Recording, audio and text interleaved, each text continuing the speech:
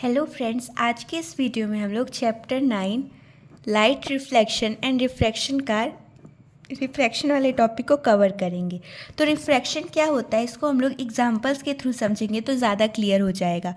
तो ये हम लोग एग्जांपल लेते हैं कि हमारा एक कंटेनर है, ठीक है। ये फुल्ड ऑफ वाटर है, यानी कि इसमें वाटर फिल है।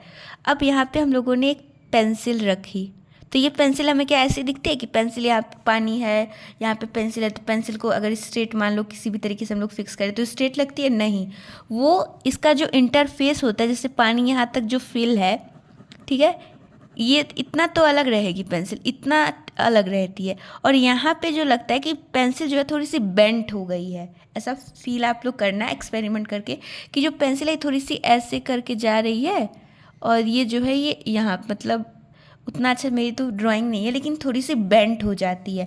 ठीक ऐसे ही जैसे यहाँ पे कोई भी एक वर्ड है, इसके ऊपर हम लोग ग्लास स्लैब रख दें तो ऐसा लगता है ना कि ये जो वर्ड है ये थोड़ा सा रेज हो गया है अपनी पोजीशन से, यानी कि थोड़ा सा उठ गया है। तो और भी बहुत सारे एग्जाम्पल होते हैं, जैसे क्वाइन ले लो, क्वाइन को बकेट में डाल दो और बकेट में पानी है तो ऐसा लगेगा ना कि जो कॉइन है थोड़ा सा उठा हुआ है अपनी स्पेस मतलब प्लेस से। तो ये सब क्यों हो रहा है? ये सब हो रहा है रिफ्रैक्शन की वजह से। अब रिफ्रैक्शन पिक्चर में तब आता है जब लाइट जो होती है एक मीडियम से दूसरे मीडियम में ट्रेवल करती है, ठीक। अब ये जब मीडियम 1 से मीडियम 2 में जा रही है तो जाहिर सी बात है जब दो अलग अलग मीडियम है तो उनका मटेरियल्स अलग होगा, या फिर उनका मीडियम चेंज होने की वजह से लाइट की जो स्पीड और डायरेक्शन ये भी चेंज हो जाती है, ठीक है। और इसी की वजह से हमें यहाँ पे ये बेंट दिखता है, ये उठा हुआ दिख रहा है, ये भी उठा हुआ दिख रहा है। क्यों दिख रहा है? क्योंकि जो लाइट की जो स्पीड है और डायरेक्शन वो चेंज हो जा रही है। अब हम बार बार यहाँ पे बात कर रहे हैं मीडियम। मैंने कितनी बार इस लेक्चर में बोल दिया कि मीडियम हो रहा है, मीडियम चेंज हो रहा है, मीडियम ऐसे, मीडियम वैसे। तो मीडियम है क्या?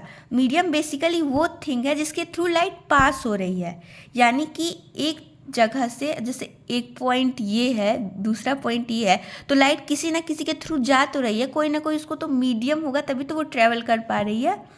तो वो वाला मीडियम की बात हो रही है। अब मीडियम भी 2 टाइप्स के होते हैं, एक होता है डेंसर और दूसरा होता है रेयरर, ठीक। डेंसर यानी कि क्या? जहाँ पे एटम्स और या फिर मॉलिक्यूल जो क्लोजली पैक्ड होंगे, और रेयरर में क्या? जहाँ पे वो दूर दूर पैक्ड, मतलब ऐसे ही नॉर्मल रैंडमली पैक्ड होंगे।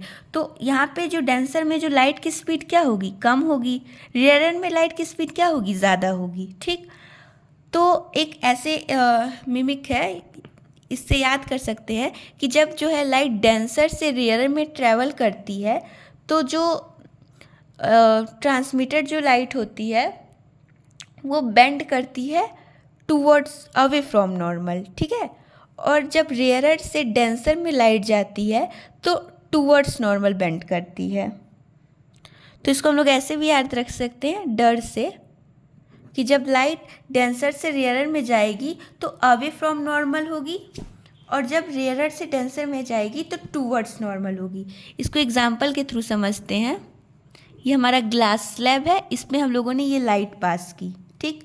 ये जो लाइट है ये रिफ्रैक्ट होगी। अब ये ऊपर अगर जाती है लाइट तो उसको रिफ्लेक्ट कहते हैं, ठीक।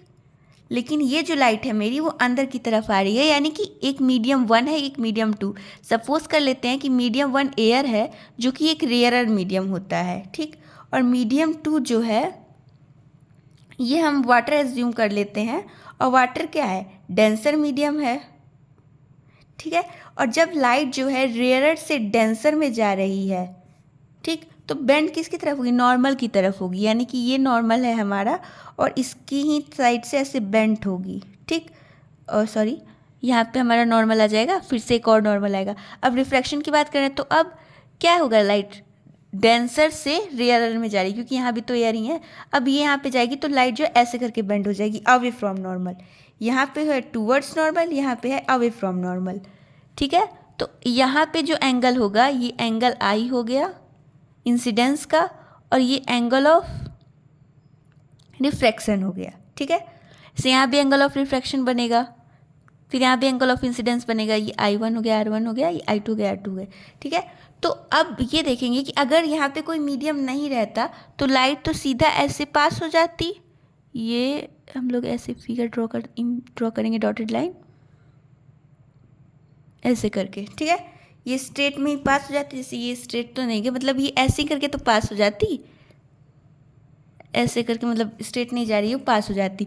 तो अब ये हुआ क्या, ये जो रिफ्रैक्टिव रे जो है ये इस वाली रे के पैरेलल जा रही है और ये थोड़ी सी इसके साइड में डिस्प्लेस हो गई है। तो इसका जो यहाँ से इसका डिस्टेंस जो है ना, इसको कहते हैं लेटरल डिस्प्लेसमेंट। लेटरल मतलब साइड, डिस्प्लेसमेंट मतलब वो अपनी साइड से थोड़ी सी डिस्प्लेस हो गई है, डिस्प्लेसमेंट, ठीक। ऐसा क्यों हुआ लेटरल डिस्प्लेसमेंट, क्योंकि यहाँ पे जितना वो इसके दूर गई, मतलब जितना उसके पास आई, फिर वो यहीं पे दोबारा जब मीडियम उसका चेंज हुआ तो उतना ही उससे दूर चली गई, यानी कि जितना मतलब टोटल कुल मिला के वो उसके पैरेलल वे में हो गई, तो इसलिए यहाँ पे लेटरल डिस्प्लेसमेंट आया। अब इसी के बेसिस पे जैसे हम लोगों ने लॉ ऑफ रिफ्लेक्शन पढ़े थे रिफ्लेक्शन के केस में, वैसे लॉ ऑफ रिफ्रैक्शन भी होता है जिसको हम लोग स्नेल्स लॉ भी बोलेंगे, तो इसको भी हम लोग देख लेते हैं। तो सबसे पहला जो लॉ होता है वो ये बताता है कि सरफेस पे, यानी कि जो इंटरफेस होता है उस पे जो इंसिडेंट रे होती है, नॉर्मल रे और रिफ्रैक्टेड रे, वो एक ही प्लेन में लाई करती है, ठीक है। और जो दूसरा हमारा जो स्नेल्स लॉ है वो क्या है कि sine of i upon sine of r is equal constant, ठीक है। यानी कि यहाँ पे जो आई है वो इंसिडेंस है, एंगल है, और आर जो है वो रिफ्रैक्टिव एंगल है,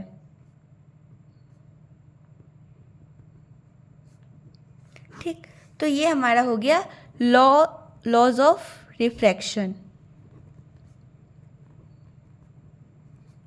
तो आज की इस वीडियो में बस इतना ही। अगर ये वीडियो आपको अच्छी लगी तो लाइक कीजिए, शेयर कीजिए, चैनल को सब्सक्राइब कीजिए। Thank you.